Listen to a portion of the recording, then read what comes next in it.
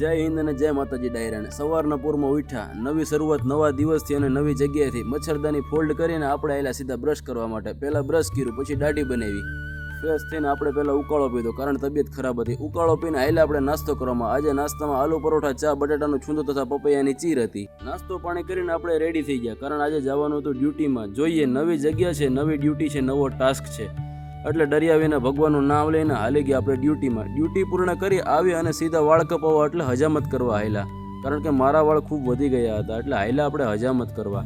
હજામત કરવામાં પણ અમારા અંદરના હોય છે એટલે મારે બહાર જવાની જરૂર નથી પડતી. હજામત કરીને કંઈક મારો આવો સીન લાગે છે, લાગુ છું ને બરોબર હીરો જેવો ફોજી લુકમાં.